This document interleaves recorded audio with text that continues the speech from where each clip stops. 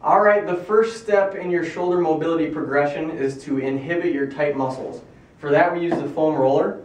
Maggie's going to lean back, put the foam roller in between the top of her shoulder blades, and then you want to support your head with your fingertips. That's very important.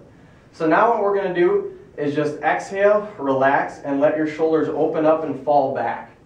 So this is about 15 to 30 seconds of deep breathing. After that point, we can go ahead and slide that roller down toward the mid-back or toward the bottom of the shoulder blades. About 2 inches, stop right there, and it's about 15 to 30 seconds of deep breathing. After that, we're going to go about 2 more inches down, 15 to 30 seconds of deep breathing. So we're really just trying to open up the shoulder complex and relax those muscles in the backside. If you get to the point in the mid-back where you feel you have to tighten your abs, that means it's time to work it back up to the top of the shoulder blades.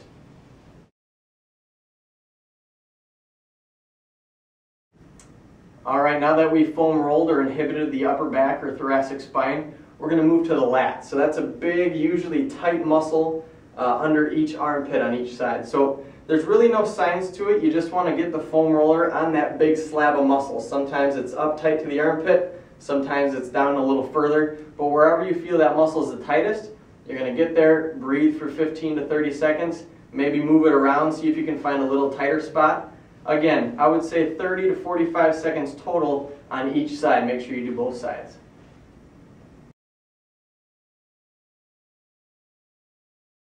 Alright, now that we've inhibited our tight muscles, we're going to get to our lengthening or our stretching. So if this looks familiar, it's because we did a variation of it on our first corrective exercise video. This is going to be a reach and rotate. So Maggie's going to reach her top arm past her bottom arm, scrape her fingertips in a half circle above her head.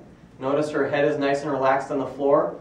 Open the palm up. Once you get to a nice T, exhale and just relax into the floor.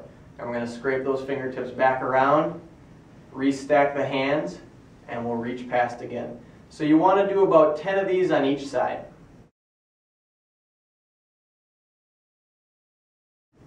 Alright everyone, our second stretch in our lengthening phase is going to be our thoracic rotation. So Maggie's going to have her palm up. She's going to pull her arm across her chest, making sure her shoulder stays depressed down away from her ear. Then you're just going to pull it all the way across, look toward that arm. So we're just stretching the upper back and the rhomboids here. Hold that stretch for about 45 seconds each side.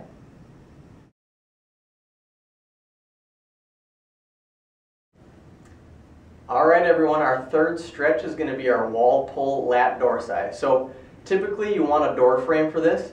You want to have your thumb down, as Maggie does, and then you just want to sit back, shift your weight back to your heels, end up getting your ear by your arm, so you have a nice straight line in your back there. So we're really just trying to open up the lat right here. Hold that stretch for about 45 seconds each side once again.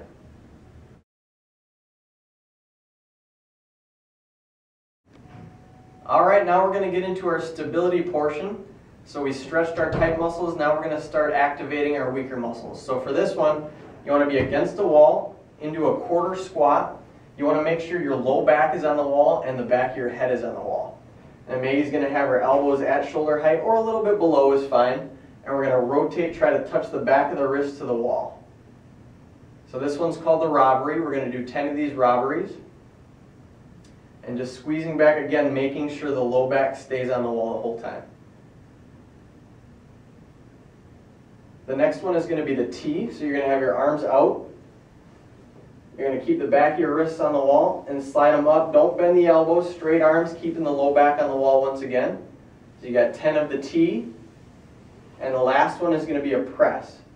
So you have the back of your wrists on the wall, stretching up, reaching up as far as you can, and coming back down. So this you're really going to feel working those upper back muscles, but this is again more strength, more activation.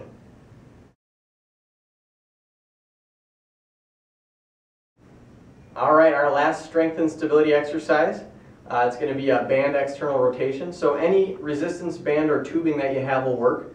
Maggie's going to tuck her elbows right by her side. We're going to have your palms up and just open that book, keeping your elbows tight to the ribs.